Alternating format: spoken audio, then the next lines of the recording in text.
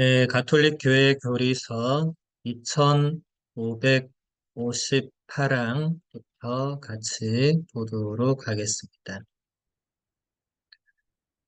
신자들은 신앙의 신비를 믿고 거행하며 또한 살아계시는 참 하느님과 맺는 생생하고 인격적인 관계 안에서 이 신비로 살아가야 합니다. 이 관계가 바로 기도입니다.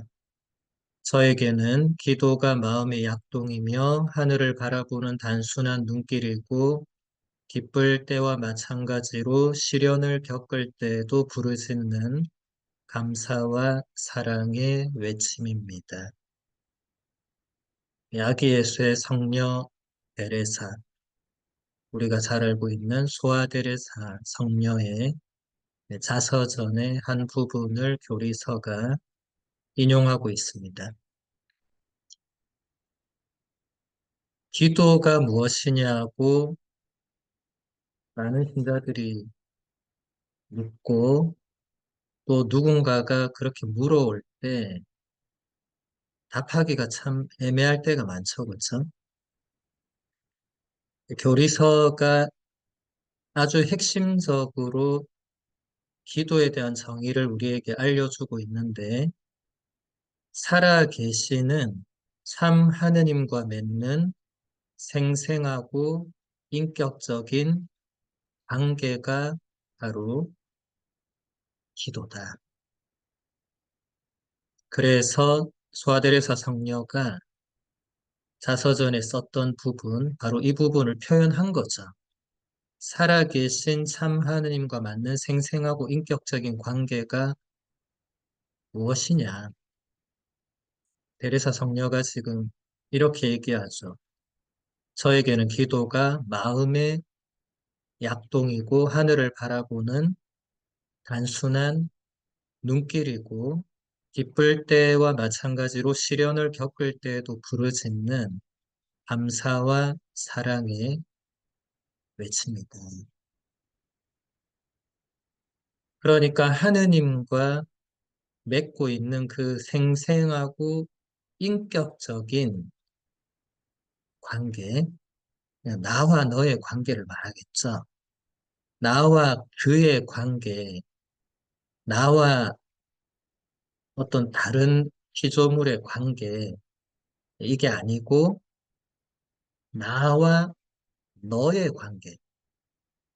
그래서 소아데레사 성녀는 나와 너의 그 관계 안에서 마음이 움직이고 또 하늘을 바라보는 그냥 그 단순한 눈길로도 그리고 그냥 혼자서 부르짖는 어떤 외침의 소리로도 그게 다 기도가 된다. 독백이 아니라는 거예요. 나와 너의 관계 안에서는 무엇을 하더라도 그게 다 기도가 된다.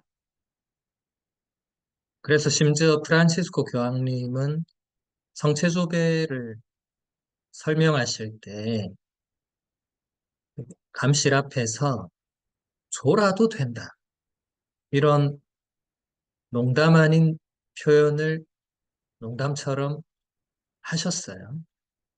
뭐 약간 농담도 있을 수 있겠지만 그게 바로 이 맥락 안에서는 이해가 됩니다. 여러분, 사랑하는 남녀를 떠올려 보면 함께 있을 때 두 사람이 무엇을 하든 그게 다 사랑의 표현이고 사랑으로 받아들여지고 그렇죠. 감실 앞에 갔다는 자체는 사랑하는 하느님을 만나러 간 거잖아요. 만났는데 이제 너무 졸려서 졸음이 와서 이제 졸게 된다. 이게 죄가 아니라는 거예요. 여러분, 특히 성체조배 회원들 혹은 또 성체조배 개인적으로 하시는 분들, 조배 때 맨날 졸고 이거 죄가 아니고, 그냥 하느님 보시기에는 그 또한 얼마나 사랑스러운 모습인가. 제가 자주 얘기하지만 안 가는 것보다 100배 낫습니다. 내가 지금 졸리니까 오늘 조배를 건너뛰어야 되겠다. 이런 사람도 있을 수 있죠. 그거보단 낫잖아요. 갔잖아요, 일단. 예수님을 만나러 갔는데 너무 피곤해서 졸리는 걸 그거 어떡하겠습니까? 그러니까 이 기도라는 것은 가장 중요한 것이 하느님과 맺는 그 생생하고 인격적인 관계.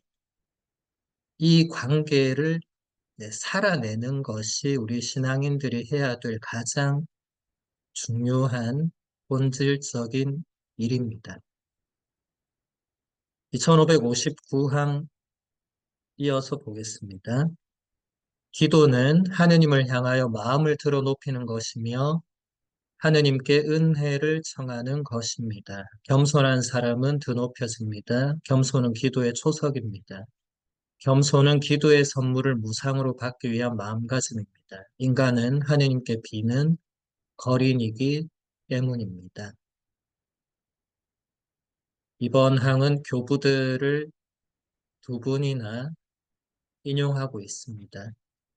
동방교회 마지막 교부로 일컬어지는 다마스쿠스의 요한 성인이 기도는 하느님을 향하여 마음을 들어 높이는 것이며 하느님께 은혜를 청하는 것입니다. 여러분, 이 구절 어디서 들어본 것 같죠? 그렇죠? 오늘 아침 미사 참여하신 분들, 뭐 오늘 꼭 아침 미사 아니더라도 미사 참여하시는 분들은 꼭 미사 중간에 성찬의 전례 시작 때 사제와 함께 이런 부분을 기도하잖아요. 주님께서 여러분과 함께 또한 사제 영과 함께 마음을 드높이 주님께 올립니다. 우리 주 하느님께 감사합시다. 마땅하고 옳은 일입니다. 마음을 하느님께로 들어올린다. 우리가 기도는 마음에서부터 시작이 되죠.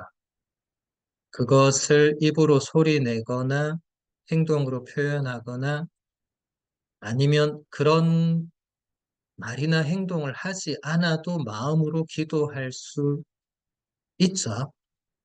그래서 우리가 기도할 때 마음을 어디에 두고 있느냐가 굉장히 중요합니다. 그래서 성찬의 전례가 시작될 때 항상 마음을 드높이라는 이 부분이 있는 거죠. 그때 우리가 응답하잖아요. 주님께 내 마음을 그대로 들어올린다. 그 순간만큼은 내가 집에 가스를 끄고 왔는지, 내가 직장에서 지금 미처 마무리 못한 뭔가를 떠올리지 않고, 오로지 이 순간에, 오로지 이 성찬 내에 온 마음을 다해서 들어간다는 그 표현을 하는 거죠. 그렇게 해놓고 또 이제 계속 딴 생각을 할 수도 있겠지만, 빨리 다시 돌아와야 되겠죠. 분심, 잡념에 잠깐 빠질 수는 있겠지만, 거기서 계속 파도를 타고 헤엄을 치고 이러고 있으면, 미사 끝날 때까지 그러고 있겠죠. 빨리 돌아오는 게 중요합니다.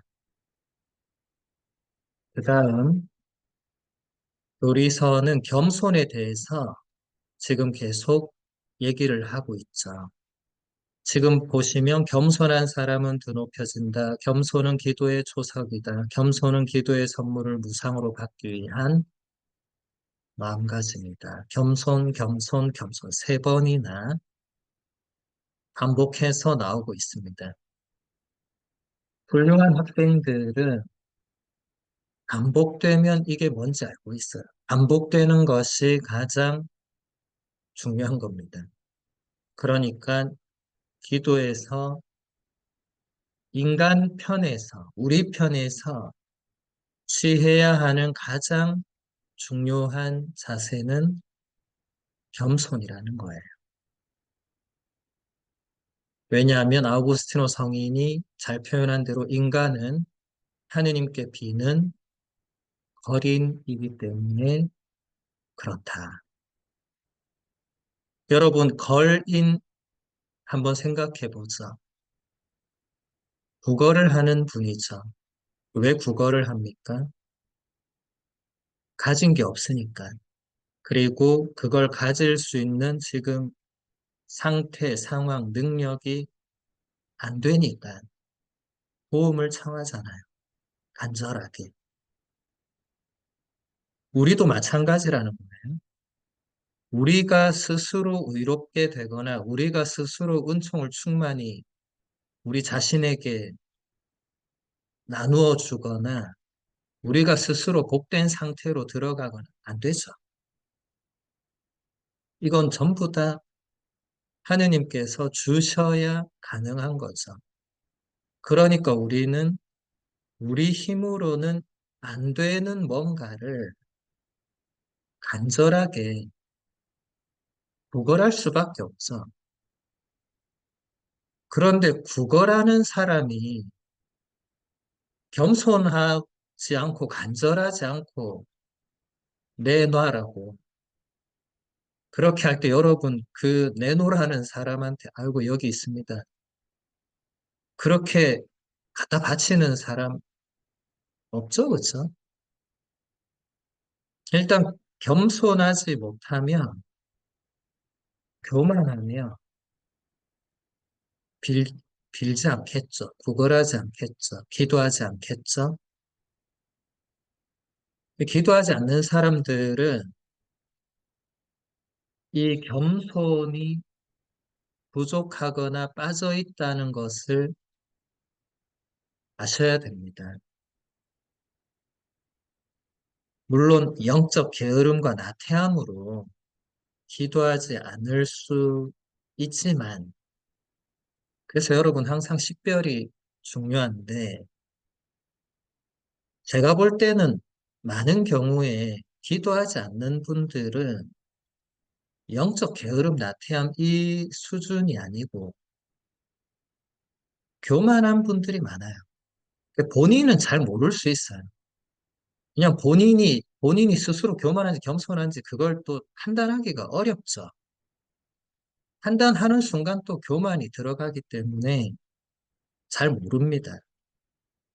그런데 일단 기도하지 않는다는 것은 내가 알아서 다 한다는 거기 때문에 하느님의 은총과 도우심을 전혀 지금 필요로 하지 않는다는 그런 표시이기 때문에 그건 겸손이라고 하기가 어렵죠. 그래서 여러분 겸손이 기도의 초석이다라는 이 교리서의 표현을 마음에 새기고 기도하기 싫을 때 그때 내가 하느님께 비는 거린이라는 나의 정체성을 잊어버리고 있구나. 이렇게 깨달으시면 다시 기도로 돌아올 수 있겠죠. 그 다음 2560방 볼게요. 그리스도께서는 먼저 우리를 찾으시는 분이고 말씀을 달라고 우리에게 청하시는 분입니다. 예수님께서 목말라 하십니다. 예수님의 청원은 우리를 갈망하시는 하느님의 깊은 목마름에서 나옵니다. 우리가 알든 모르든 기도는 하느님의 목마름과 우리 목마름의 만남입니다. 하느님께서는 우리가 당신을 목말라 하기를 갈망하십니다. 나지안조의 그레고리오 성인의 강론 내용을 인용하고 있습니다. 이 항목은 여러분 딱 들어도 이게 떠오르는 성경 구절이 있죠. 요한복음서 4장. 사마리아 여인에게 물을 청하신 예수님. 이 예수님은 사마리아 여인에게 물을 달라고 청하셨어요. 나지안조의 그레고리오 성인을 비롯한 많은 교부들은 그 부분을 그저 인간적인 목마름으로 해석하지 않았습니다. 그리고 교리서가 그걸 그대로 받아들이고 있잖아요. 예수님께서 목말라 하시는데 이것은 우리가 인간적으로 너무 갈증이 나가지고 물을 찾는 그 차원이 아니고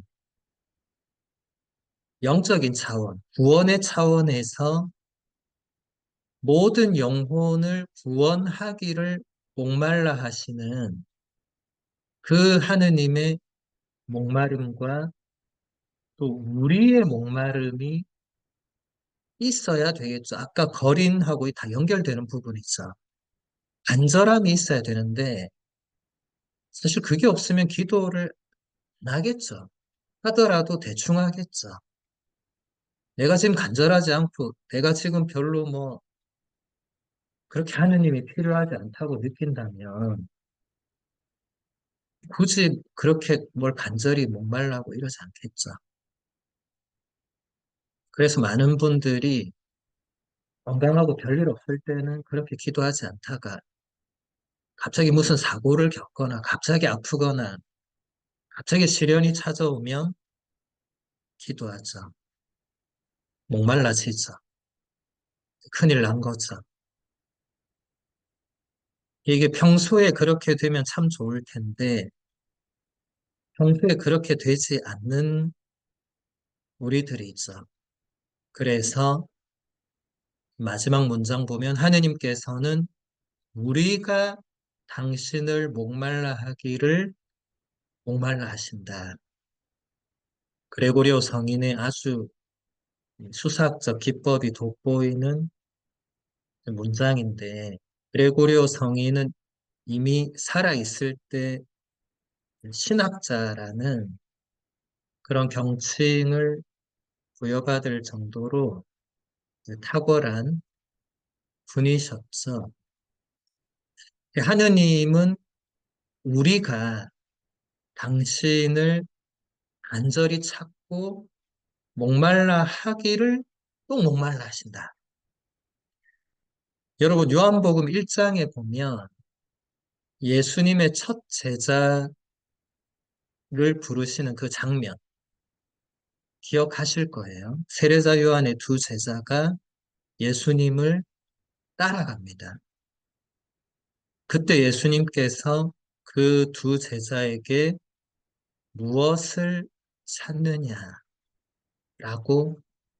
물어보시죠. 이때 찾는다고 번역한 그리스어 동사 제테오라는 이 단어는 찾는다는 뜻도 있지만 지금 여기 계속 나오는 이 목말라하는, 갈망하는, 간절히 원하는 이제 이런 의미가 또 있거든요. 그러니까 예수님은 우리에게 너는 무엇을 그토록 목말라 하느냐? 네가 정말 간절하게 찾고 원하는 게 무엇이냐를 묻고 계시는 겁니다. 그 두 제자한테만 물어본 게 아니고 당신 모든 제자에게 똑같이 물으시는 거예요. 우리가 다 예수님 지금 제자들이잖아요. 지금 예수님이 우리한테 묻고 계시는 거예요. 너는 뭘 제일 목말라 하니? 너는 무엇을 그렇게 간절히 원하니? 여러분 지금 한번 답을 생각해 보세요. 나는 정말 무엇을 목말라 하는가? 내가 정말 목말라하고 간절히 찾는 것이 예수님인가 아니면 다른 무엇인가? 본인만이 답할 수 있는 거죠. 이런 것이 다 기도의 핵심적인 내용이 됩니다. 그래서 교리서가 지금 얘기하잖아요. 우리가 알든 모르든 기도는 하느님의 목마름과 우리 목마름의 만남이다. 이 그레고리오 성인의 이 아름다운 표현들을 교리서가 그대로 가져온 이유가 있죠. 굉장히 감동적인 표현이죠. 하느님의 우리를 향한 목마름, 그리고 우리가 하느님을 향한 목마름이 만나는 것이 기도다. 이런 차원으로 들어가는 신자분들은 기도의 기쁨을 느낄 것입니다. 기도의 행복을 맛볼 겁니다. 그런 분들은 이제 더 이상 기도가 의무나 무거운 짐이나 숙제가 아닐 겁니다. 이 두 목마름이 서로 만나는데 이보다 더 우리에게 필요한 게 뭐가 있겠어요?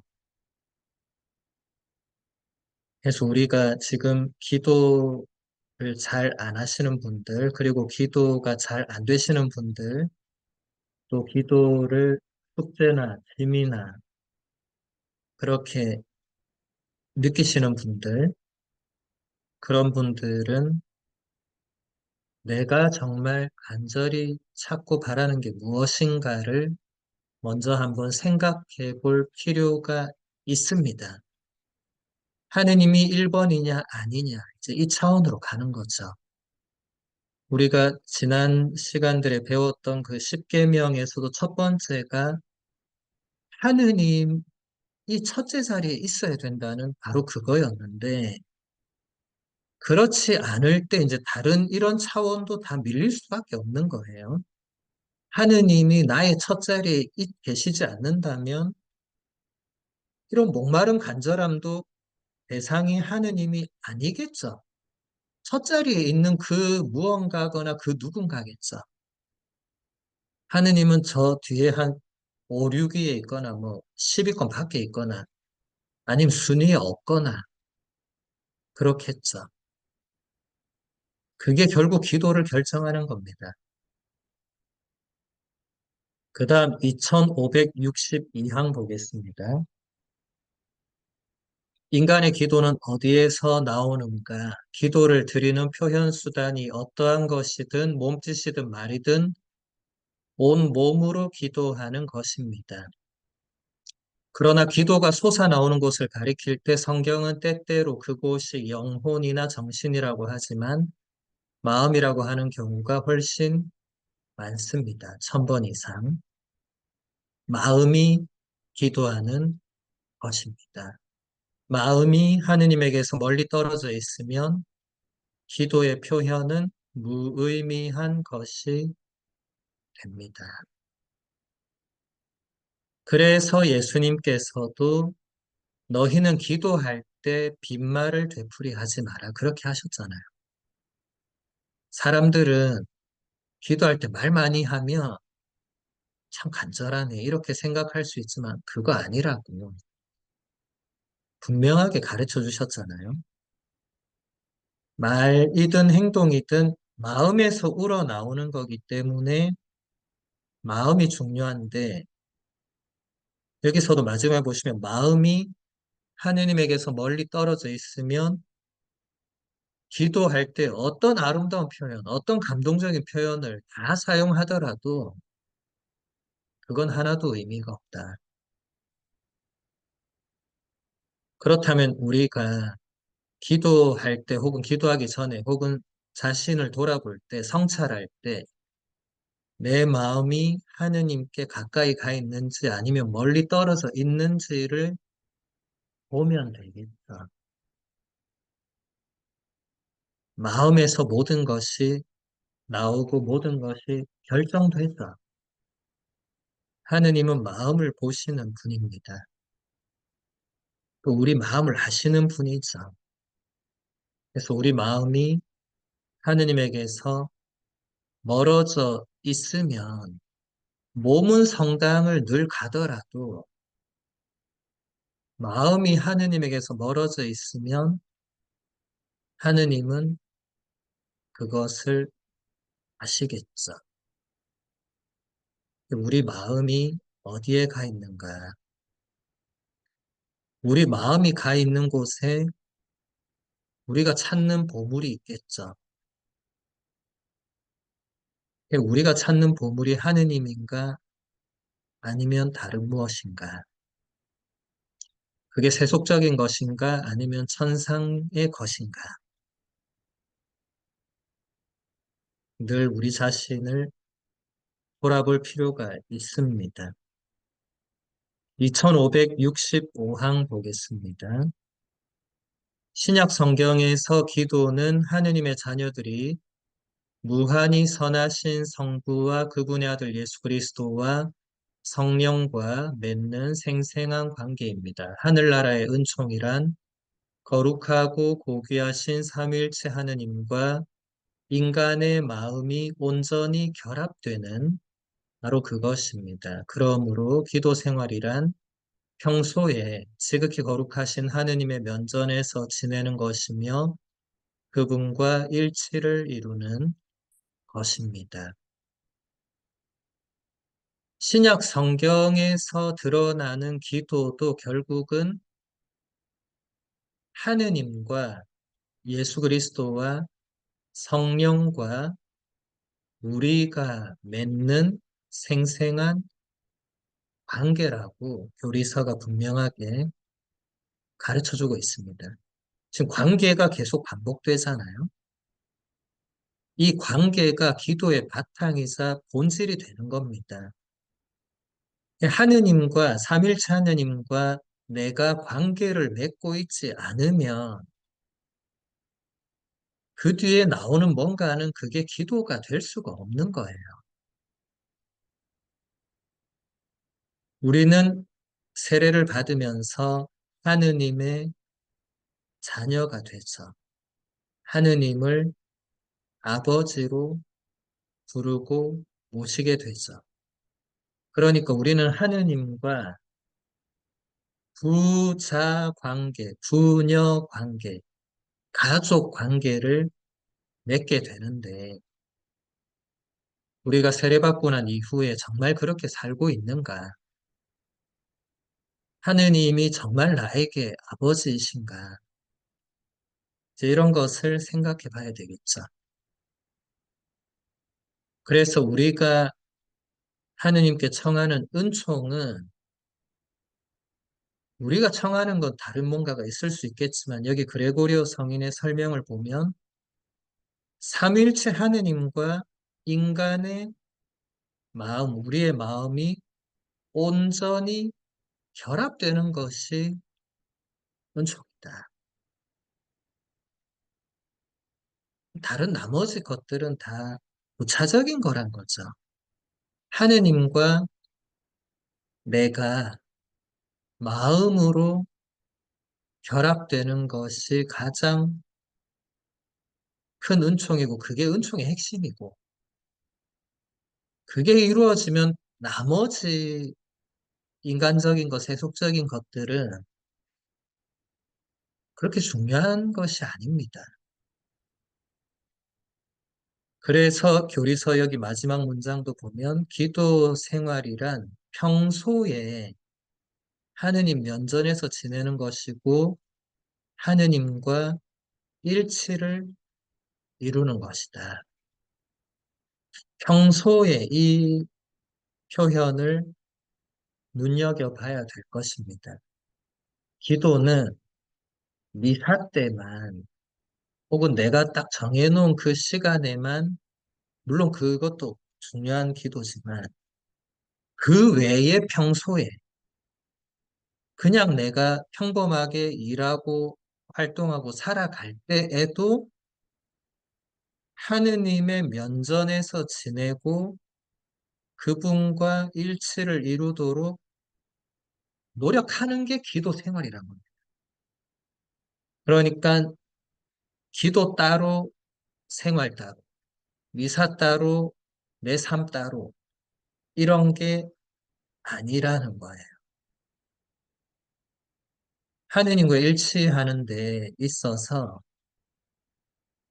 미사가 가장 이제 그 일치의 가장 이제 근원적인 시간이지만 그 시간 외에 나머지는 우리가 하느님과 전혀 일치하지 않고 그냥 우리 마음대로 살아도 되는 것인가? 뭐 살아도 되겠죠. 그런데 우리는 하느님의 자녀잖아요. 하느님의 자녀가 평소에 하느님과 아무 관계 없이 그냥 내 마음대로 살아간다는 것은 하느님의 자녀라고 말하기가 어렵겠죠. 평소에도 하느님, 이것이 당신의 뜻입니까? 하느님, 제가 무엇을 하기를 원하십니까? 이렇게 마음으로 얼마든지 하느님과 대화를 나누면서 그분의 뜻에 맞게 살아가기 위해서 노력할 수 있죠. 그게 기도 생활이다. 그 다음 2567항 보겠습니다. 하느님께서 먼저 인간을 부르십니다. 인간이 자신의 창조주를 잊거나 창조주의 면전에서 멀리 숨더라도 자신의 우상을 쫓거나 자기를 버렸다고 하느님을 비난하더라도 살아계신 참 하느님께서는 모든 일을 기도의 신비로운 만남으로 끊임없이 부르십니다. 기도에서 성실하신 하느님의 이 사랑의 행위는 언제나 앞서는 것이요. 인간의 행위는 언제나 이 사랑에 대한 응답인 것입니다. 교리서는 기도에서도 하느님의 주도권과 우선성에 대해서 가르쳐주고 있습니다. 쉽게 말해서 기도도 내가 이제 정신 차리고 기도해야지 이게 먼저가 아니고 하느님께서 그에 앞서서 베드로야 기도해야지 하고 부르신다는 거예요. 그리고 그 응답으로 내가 기도해야 되겠다. 이렇게 된다는 겁니다. 내가 모처럼 맘먹고 기도하는 게 아니라는 거예요. 이 부분을 많은 신자분들이 아예 모르고 있거나 의식하지 못하고 신앙생활을 하는 경우가 많습니다. 왜냐하면 본인이 그렇게 느끼지 못하고 깨닫지 못하고 또 아예 모르기 때문에 이런 내용 자체를 본 적이 없거나 들은 적이 없으면 당연히 그렇겠죠. 그런데 언제나 성경과 교부들 또 교리는 항상 하느님께서 먼저 우리를 부르시고 우리를 이끄시고 우리를 초대하시고 하느님이 먼저 그렇게 하신다는 것을 항상 가르쳐 왔습니다. 우리가 알든 모르든 그 앞에서 본 표현 있죠. 알든 모르든 하느님께서 활동하시는 것은 우리가 모르게 하시는 게 훨씬 많죠. 정확하게 표현하면 우리가 그것을 몰라보는 거죠. 하느님께서 놀라운 일들을 하시지만 우리가 그걸 못 알아보는 거죠. 대부분의 사람들이 그렇습니다. 하느님이 이루신 일을 몰라보니까 본인이 이루었다고 착각하는 경우가 많사고, 그건 아니더라도 그걸 하느님이 하셨다고 전혀 인지하지 못하고, 그냥 그런가 보다, 그러려니 하면서 놀라우신 하느님의 그 행위를 그냥 모르고 넘어가. 그래서 기도는 하느님께서 우리를 사랑으로 불러주시고 거기에 대해서 우리가 응답하는 것이라는 그 사실을 생각해야 됩니다. 내가 내 마음에서 기도하러 가야겠다. 미사가 언제 있으니까 가야겠다. 조배를 하러 가야겠다. 묵주기도를 해야겠다. 내가 먼저 결심한 게 아니라는 거예요. 그분이 끊임없이 부르신, 여기 중간에 보시면 하느님께서는 모든 사람을 기도의 신비로운 만남으로 끊임없이 부르고 계신다고 가르치고 있습니다. 교리서의 내용들은 다 진리를 그 안에 담고 있죠. 교리서가 없는 말을 지어내거나 그냥 그럴싸하게 표현하거나 그런 거 없습니다. 교리는 그런 차원이 아니죠. 그러니까 하느님께서 우리 모두를 끊임없이 부르고 계신다는 것은 하나의 진리입니다. 어디로 부르시느냐? 기도의 신비로운 만남으로. 그 장소가 성전일 경우가 가장 좋지만은 꼭 성전이 아니더라도. 왜냐하면 여러분들이 사제나 수도자가 아닌 이상 성전에 24시간 있을 수는 없잖아요. 여러분의 가정과 직장과 또 다른 만남과 활동의 장소들에 있을 수밖에 없지만 거기서도 하느님은 부르십니다. 하느님이 성전에만 계시고 성전 바깥에 안 계시는 분이 아니잖아요. 하느님은 언제 어디서나 우리를 부르십니다. 우리가 그것을 의식하지 못하고 깨닫지 못하고 그냥 놓치고 살아갈 뿐이죠.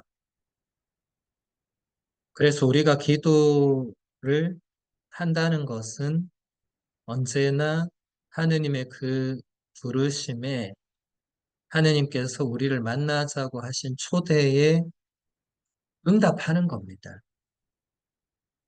그냥 집에 있다가 내가 오랜만에 성경을 한번 읽어야 되겠다. 펼치는 그것도 하느님께서 성경을 통해서 나를 만나시려고 초대하신 겁니다. 여러분 앞으로 이것을 항상 의식하시면 여러분의 신앙생활은 지금까지와는 굉장히 다른 차원으로 넘어갈 겁니다. 그 다음 2570장 보겠습니다.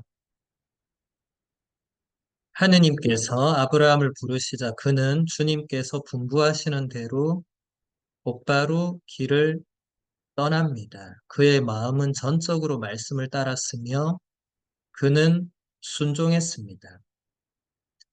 하느님의 뜻에 따라 행동하기로 결정하는 마음의 귀 기울임이 기도의 본질적인 요소이고 말은 부수적인 요소입니다. 여러분 성경에 보시면 아브라함뿐만 아니라 이삭, 야곱, 요셉 계속 그 수많은 분들 보시면 그분들이 하는 말은 별로 성경에 나오지 않아요.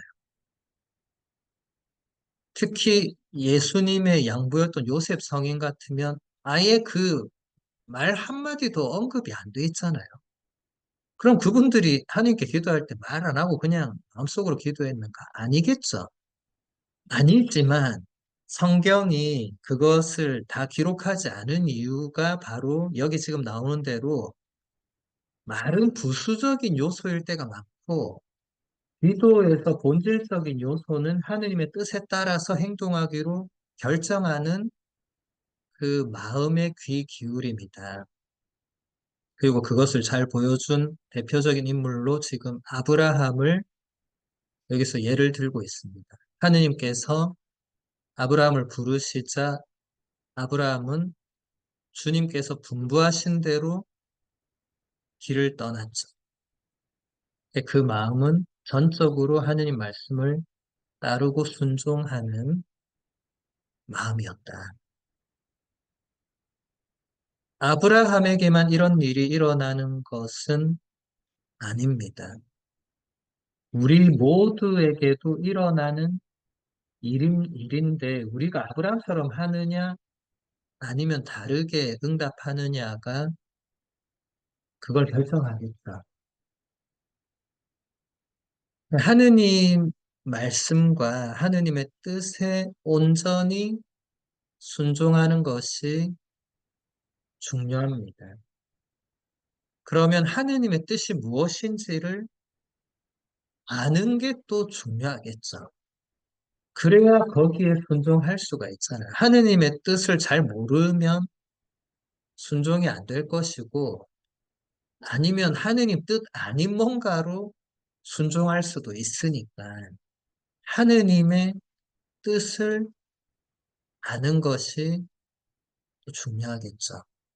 그래서 제가 아까 말씀드린 것처럼, 주님, 제가 무엇을 하기를 원하십니까? 하고 여쭈어보는 것이, 그리고 그 기도를 하면서 내 마음속에서 무엇이 올라오는지를 잘 보고, 그 내 마음속에서 올라오는 것이 나의 개인적인 욕심인지, 아니면 이게 하나님의 뜻인지를 잘 식별해야 되겠죠.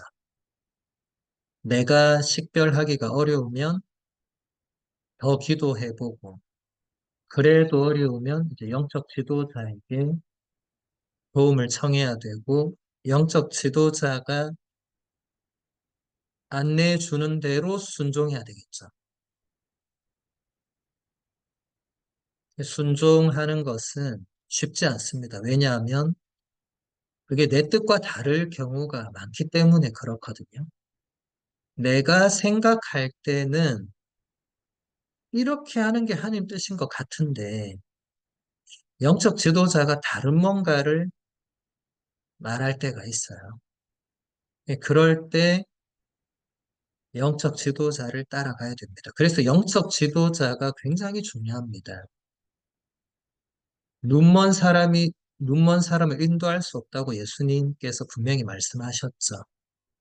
영적 지도자가 눈먼 상태면 나머지 따라가는 사람은 당연히 다 엉뚱한 데로 갈 수밖에 없겠죠. 그래서 좋은 영적 지도자를 찾고 만나는 것이 대단히 중요합니다. 그 영적 지도자는 일단 사람이죠. 그런데 이제 꼭 사람이 안 될 경우에 그럴 수 있잖아요. 특히 미국, 캐나다에 계신 분들은 그게 쉽지 않아요. 옆집 사람 만나는 것도 쉽지 않은 동네에 계신 분들도 있을 거니까. 이제 그런 경우에는 좋은 또 영적 독서 책들이 또 좋은 영적 지도자가 될 수 있습니다. 왜냐하면 그 신앙 서적의 저자가 결국 사람이잖아요. 사람이 책을 쓰지 다른 뭐 AI가 요새는 책을 쓸 수도 있겠지만 AI가 책을 써도 AI가 지 맘대로 쓰는 게 아니고 그 결국 그 위대한 영적 지도자들이 남겨놓은 것을 또 종합 정리해서 이렇게 하는 거니까. 그래서 여러분들 어, 좋은 영적 지도자를 찾고 따르는 것도 중요하지만 영적 독서도 그에 못지않게 그런 역할을 할 수 있고 도움을 줄 수 있습니다. 영적 독서는 제가 자주 강조하는데 그 강조해도 그것은 지나침이 없습니다. 왜냐하면 그게 진짜 바로 옆에서 영적 지도를 받지 않는 이상은 우리가 영적 지도자를 모시고 있다 하더라도 바로바로 어떤 직접적인 도움을 받기는 어렵잖아요. 그런데 영적 독서책은 여러분들이 그냥 어디서든 그 책을 펼치면 되거든요. 펼쳐서 읽다 보면 뭔가 거기서 지금 나에게 필요한 혹은 지금 내가 찾고자 하는 뭔가에 답을 주는 혹은 내가 뭔가 식별해야 되는데 애매한 부분에서 결정적인 힌트를 주는 그런 내용들이 있습니다. 그 또한 하느님께서 그 책을 통해서 그 내용을 통해서 그렇게 하시는 거죠. 여러분 성인들이 회개하는 장면들 생각해 보시면 안토니오 성인도 그렇고 아우구스티노 성인도 그렇고 그분들이 회개할 때 결정적인 계기가 성경책에 있는 그 말씀들이었는데 성경책을 그 순간 어떤 영적 지도자가 옆에 있지 않았어요.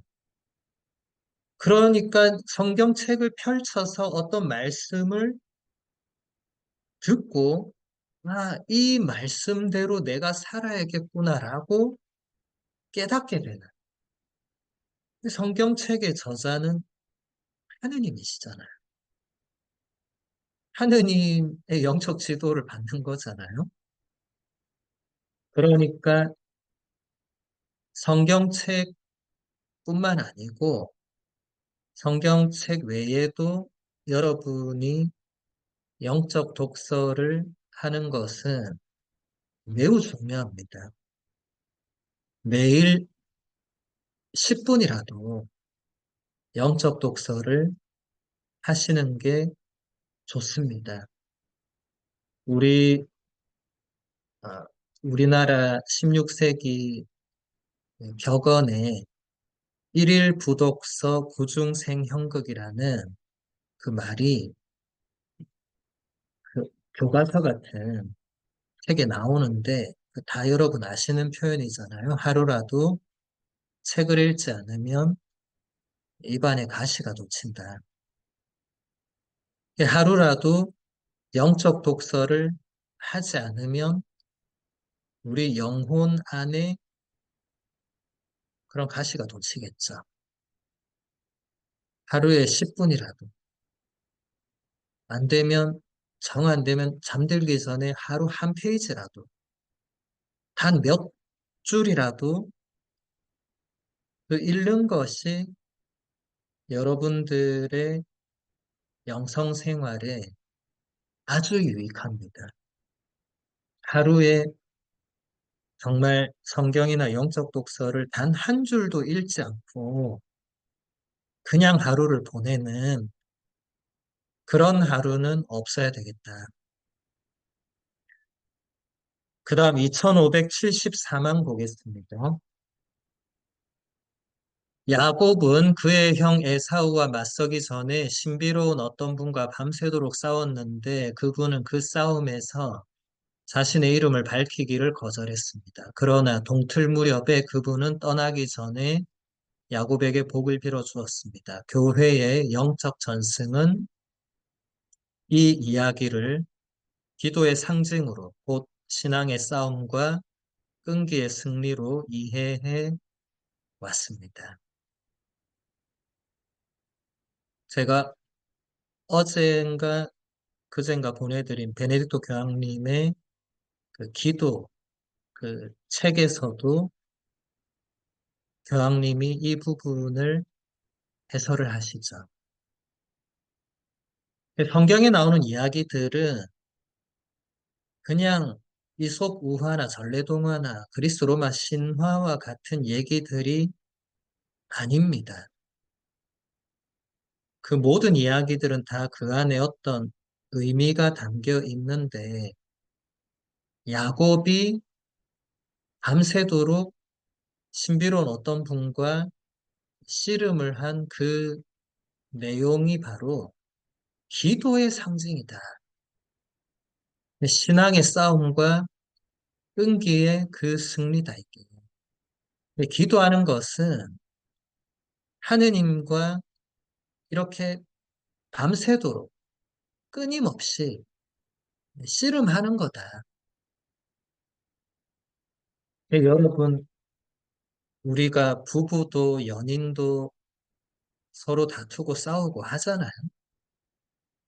그 다투고 싸우고 하는 게 정말 서로를 못 잡아먹어서 서로를 너무 미워해서 그게 원수 같아서 그게 아니고 사랑하기 때문에 싸우고 다투고 하잖아요.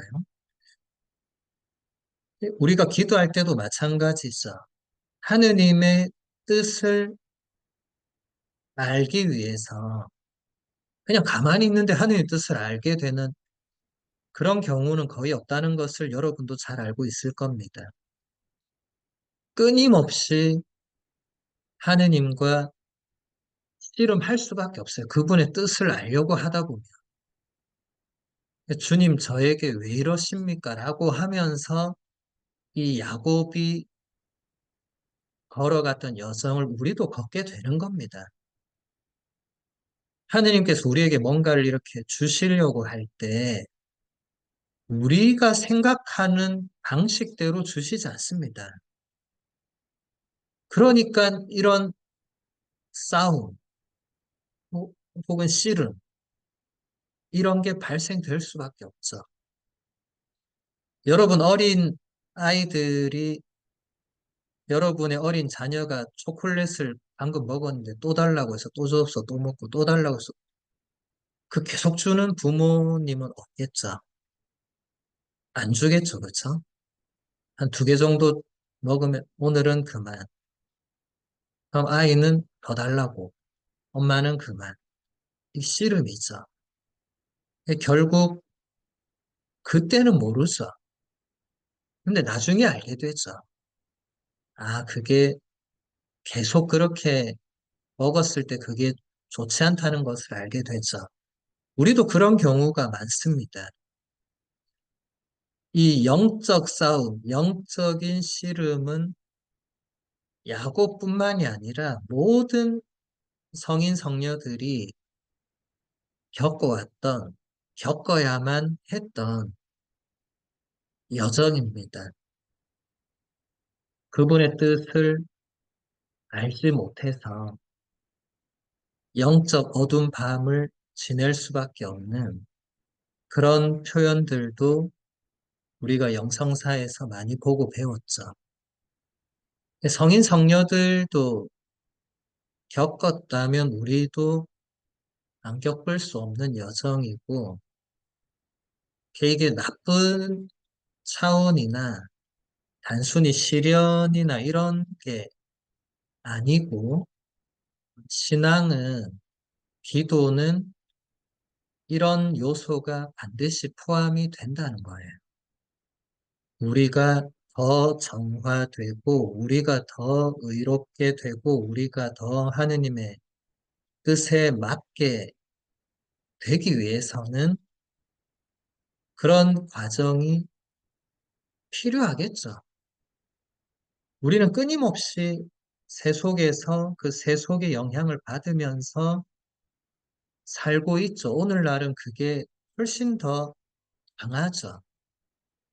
그래서 우리가 의식하든 못하든 우리는 그 영향을 상당히 받고 있고 그게 하느님과 우리의 관계에서는 도움이 안 되는 경우가 훨씬 많습니다.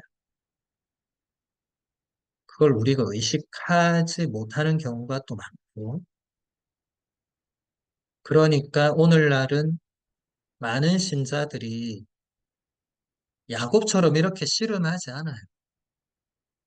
그냥 빨리 어디서 답을 찾기를 원하는데 그것도 유튜브나 이런 데 들어가서 그냥 탁 나오는 거를 바로 그냥 업석 받아서 아, 이건가 보다. 내가 이제 이렇게 하는 게 귀찮고 싫은 거죠. 그런데 여러분 그런 새 속에서 가져다 주는 편리함은 영적 여정에서는 전혀 듣도 보도 못한 요소입니다.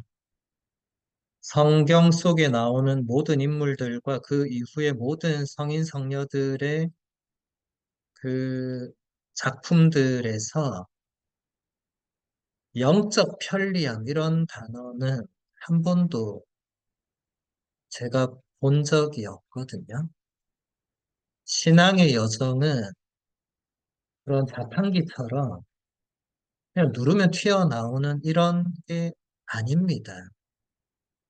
그런데 우리는 그런 세속의 문화에 익숙하다 보니까 점점 더 이 신앙의 여정이 낯설고 어렵고 멀게 느껴지죠. 그리고 바로바로 답이 튀어나오지 않으니까 그냥 포기하게 되는.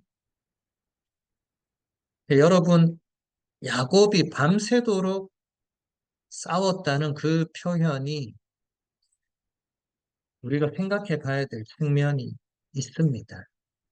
쉽게 물러서거나 포기하지 않고 계속 그것을 물고 늘어지는 것이 기도의 중요한 요소가 되는 거예요. 한두 번 기도해보고 그냥 포기하고 이런 차원이 아니고 하느님의 뜻을 내가 확실히 알게 될 때까지 내 뜻도 얘기하는 거죠, 그죠? 그러니까 제가 지금 말씀드리는 거는 내 뜻을 하느님께 관철시켜라가 아니고 하느님 제 생각에는 제가 이렇게 하는 것이 당신의 뜻에 따르는 것 같은데 지금 뭔가 다른 일이 계속 발생하게 되면 그 왜 그런 것인지 그분이 원하시는 것은 무엇인지 생각해 봐야 되겠죠. 계속 그것을 놓지 않고 답을 찾아 나가는 것이 필요합니다. 그러면 그분께서 언젠가 답을 주시거든요. 그 언젠가가 언제일지는 아무도 모릅니다. 그렇지만 그분은 이런 영적인 여정에서 우리가 계속해서 그것을 씨름하면 언젠가는 답을 주십니다. 그 언젠가가 언제일까를 기다리는 것보다는 계속 씨름하면서 뭔가 하나씩 깨달아가는 그 여정이 기도라고 할 수 있겠죠. 2587랑 보겠습니다. 시편집은 그 안에서 하느님의 말씀이 인간의 기도가 되는 책입니다. 시편 작가는 시를 지어 하느님께 노래함으로써 하느님의 구원 업적을 밝힙니다. 하느님의 일을 추진하시는 분도 인간의 응답을 불러일으키시는 분도 같은 성령이십니다. 그리스도께서는 이 두 가지를 통합시키실 것입니다. 그리스도 안에서 시편은 우리에게 끊임없이 기도를 가르쳐 줍니다.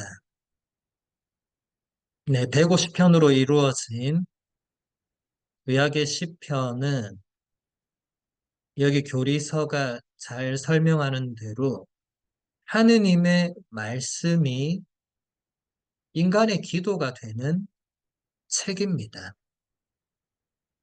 예수님도 시편으로 기도하셨잖아요. 예수님이 그걸로 기도하셨다면 우리는 더 말할 것도 없죠. 그래서 성물도는 그 안에 내용이 다 시편으로 이루어져 있죠. 그리고 우리가 미사를 드리면 항상 말씀 전례에서 그 화답송은 거의 시편으로 이루어져 있죠. 그래서 우리는 알게 모르게 시편으로 끊임없이 기도를 하고 있습니다. 여기서 보시면 마지막에 시편은 우리에게 끊임없이 기도를 가르쳐 준다고 하잖아요. 그 150편이라는 그 방대하죠. 어쨌든 주제가 150개라는 거니까 그게 우리 삶 속에서 우리의 인생 여정에서 일어날 수 있는 모든 것들 그리고 우리가 기도 안에서 우리가 기도하는 그 주제 거의 모든 주제들이 그 안에 다 있다는 거예요. 그래서 저는 자주 신자분들에게 기도를 어떻게 해야 될지 모르겠다라는 신자분들에게 시편으로 기도하라고 권해드렸습니다. 이게 150편이니까 하루에 한 편씩 가지고 그 시편을 계속 읽고 묵상하고 그걸로 소리내서 기도하다 보면 기도를 배우게 된다는 거예요. 성물도 하시는 분들은 이제 성물도를 충실히 바치시다 보면 그 시편으로 기도를 하게 되니까 또 매일 미사를 드리는 분들은 매일 미사 중에 하나님 말씀도 듣고 또 시편으로 응답을 하니까 기도를 배우는 거죠. 그게 다 기도를 배우는 겁니다. 말씀 전례 때는 여러분 앉아서 졸고 딴 생각하고 그게 아닙니다. 말씀 전례 때야말로 정말 기도를 제대로 배우는 시간입니다. 하나님 말씀을 듣고 시편으로 응답하잖아요. 그러니까 미사를 참여를 못하더라도 여러분 매일 미사 책이나 매일 미사 어플로 그날의 말씀과 화답송과 복음과 그 기도들을 가지고 기도하는 것은 매우 유익합니다. 말씀을 듣고 또 말씀으로 기도하는 그리고 전래 기도야말로 교회 공식적인 기도이기 때문에 공식적 기도를 통해서 기도하는 것이 또 가장 기도를 배울 수 있는 좋은 길이죠. 여러분 마음대로 기도하는 것이 좋은 기도가 아니고 기도는 배워야 됩니다. 기도의 스승은 예수 그리스도이시고 예수 그리스도께서 시편으로 기도를 하셨고 그래서 우리 교회가 시편을 그대로 받아들인 거거든요. 그래서 여러분들도 앞으로 기도를 배우고 싶은 분들은 성물도를 배워서 하시거나 매일 미사를 가시거나 매일 미사를 못 가더라도 매일 미사 책이나 어플로 매일 기도하시거나 아니면 시편을 하루에 한 편씩 읽으면서 소리내서 또 기도하시면서 기도를 배울 수 있습니다. 그 다음 2589강 보겠습니다. 시편보다 마음을 더 기쁘게 하는 것이 있겠습니까? 다윗 자신이 아름답게 말해줍니다. 주님을 찬양하라. 노래도 좋으시고 하느님 노래하라. 찬미도 고울시고 그렇습니다. 시편은 백성에게 내리는 하느님의 축복이고 하느님께 바치는 찬양이며 회중이 드리는 찬미의 노래이고 모든 이가 치는 손뼉입니다. 보편적인 교훈이고 교회의 목소리이며 노래로 바치는 신앙 고백입니다. 암브로시오 성인이 시편을 해설해주고 있습니다. 시편보다 마음을 더 기쁘게 하는 것이 없다. 암브로시오 성인뿐만 아니라 많은 교부들과 성인 성녀들은 시편으로 기도를 바친 거예요. 그리고 그 안에서 기쁨을 발견한 겁니다.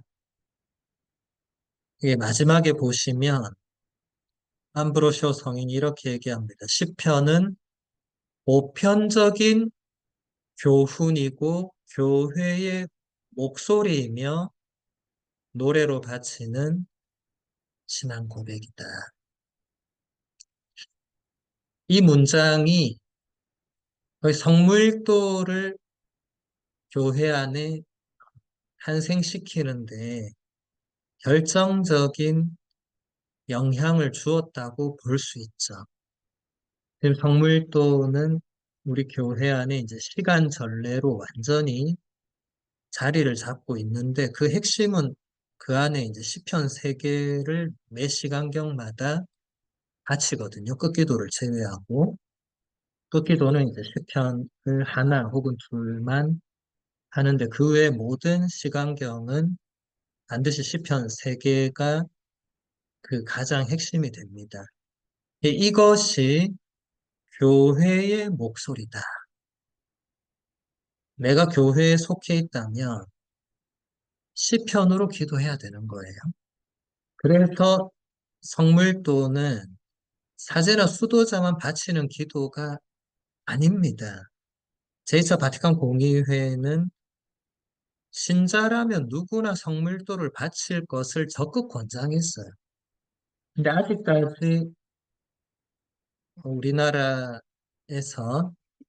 많은 경우에 신자분들이 성물도는 사제 수도자들이 바치는 기도고 우리는 그냥 가톨릭 기도서 보고 기도한다. 아닙니다. 누구나 할 수 있습니다. 누구나 성물도 살 수 있고 요즘은 또 어플이 다 있어서 그냥 무료로 다운받을 수 있고 이렇게 어플로 다운받으신 분들은 좋은 게 그 순서가 그대로 돼 있기 때문에 이게 성물도를 최고로 할 경우에는 그 순서를 배워야 되거든요. 그런데 어플은 순서대로 나와 있기 때문에 배울 필요가 없습니다. 나와 있는 그대로 하면 됩니다. 그래서 누구나 바칠 수 있습니다. 그래서 여러분들도 이번 기회에 이미 여기 수강생들 중에는 성물도를 하시는 분들이 이미 많이 계시겠지만 아직 한 번도 해보지 않은 분들은 이번 기회에 이 교회의 목소리이고 이 시간을 거룩하게 만들어주는 그러니까 나의 하루를 성화시켜주는 성물도를 이번에 한번 해보시는 것이 좋겠다는 추천을 해드립니다. 그 다음 2600강 보겠습니다. 예수님께서는 사명을 이행하는 결정적인 순간들을 앞두고 기도하십니다. 당신의 세례와 영광스러운 변모 때 성부께서 당신에 대해 증언해 주시기에 앞서 그리고 당신의 순환을 통해 성부께서 세우신 사랑의 계획을 성취하시기에 앞서 먼저 기도하십니다. 사도들이 부여받은 임무를 시작하려던 결정적인 순간에도 예수님께서는 먼저 기도하십니다. 성부께서 성취하라고 명령하신 구원 활동을 펼치시기에 앞서 예수님께서 드리는 기도는 그분께서 인간으로서 지니신 뜻을 겸손과 신뢰로 사랑이 충만하신 아버지의 뜻에 맡겨 드리는 기도입니다. 예, 제가 아까 기도의 스승은 예수 그리스도라고 말씀드렸죠. 그 내용이 지금 2600강에 잘 나오고 있습니다. 예수님께서 왜 기도의 스승이신가를 지금 교리서가 잘 설명하고 있죠. 예수님께서는 지금 이게 약간 여러 문장이 길게 되어 있지만 핵심은 그냥 한 문장으로 요약하면 이렇게 되죠. 예수님은 뭔가를 하실 때 무조건 먼저 기도하셨다는 거예요. 무조건. 예수님은 사실 기도 안 해도 되는 분이잖아요. 당신이 결정해도 그게 하나님 뜻이잖아요. 그런데도 예수님께서는 먼저 기도를 하셨습니다. 왜 그렇게 하셨는가? 이 마지막에 나오잖아요. 예수님께서 인간으로서 지니신 뜻을 겸손과 신뢰로 사랑이 충만하신 하느님 아버지의 뜻에 맡겨드리는 기도를 바치셨다. 그래서 예수님은 인간으로서 지니신 뜻도 언제나 하느님 아버지의 뜻과 일치할 수 있었죠. 그렇다면 우리도 인간이니까 우리가 지닌 뜻을 겸손과 신뢰로 하느님의 뜻에 맡겨드리는 것을 모든 일을 시작하기에 앞서서 해야 되겠죠.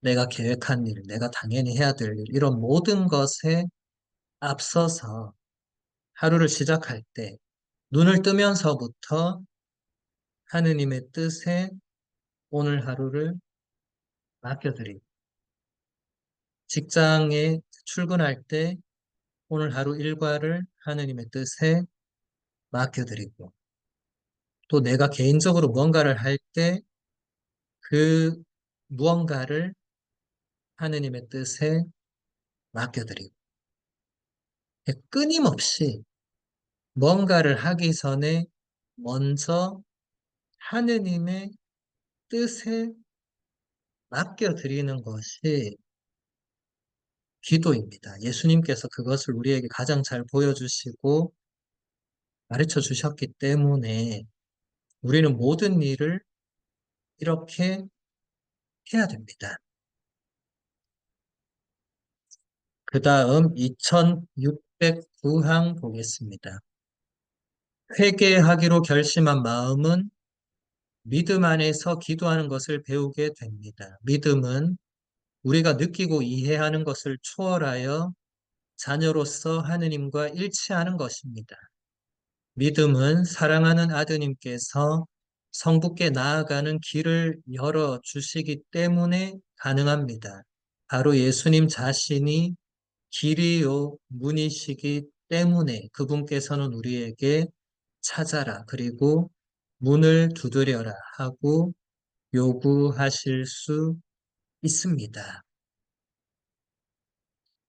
하느님과의 일치가 다시 또 나오고 있습니다.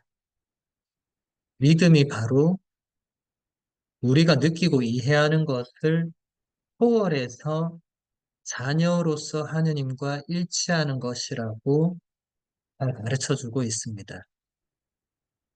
여기서 중요한 것은 우리가 느끼고 이해하는 것을 초월하는 게 믿음의 차원입니다. 우리가 느끼고 이해하는 것을 초월하지 못하면은 인간적이고 세속적인 것, 그 차원 안에 머무를 수밖에 없습니다. 그러면 하느님과 일치하는 것도 어렵게 됩니다. 우리가 느끼고 이해하는 것을 넘어서고 초월할 때 처음에는 이게 뭐지? 이럴 수 있겠지만 그러면서 하느님과 가까워지고 일치할 수 있게 되는 거죠. 그리고 그 길을 열어주시는 분은 바로 예수 그리스도이시다. 예수님은 하느님이시면서 또 인간이시기 때문에 길이 되십니다. 하느님과 인간 사이의 유일한 중개자시기 때문에 우리에게 하느님께로 나아가는 길을 열어주실 수 있고 예수님 자신이 바로 그 길이 되는 분이죠. 그래서 라틴어로 이미타치오 크리스티, 준주성범이라는 그 책의 원래 제목입니다. 그리스도를 모방하는 것, 그리스도를 본받는 것, 그리스도를 따르는 것이 바로 하느님과 일치하는 것입니다. 그래서 예수 그리스도라는 분은 우리에게 기도의 스승이면서 사실은 그분이 모든 것입니다. 그분이 우리에게 하느님 아버지를 다 보여주신 분이기 때문에 그분을 본받으려고, 그분을 닮으려고 끊임없이 노력하는 것이 기도고 우리 신앙인들이 해야 하는 가장 중요한 과제입니다. 오늘은 여기서 마무리하도록 하겠습니다.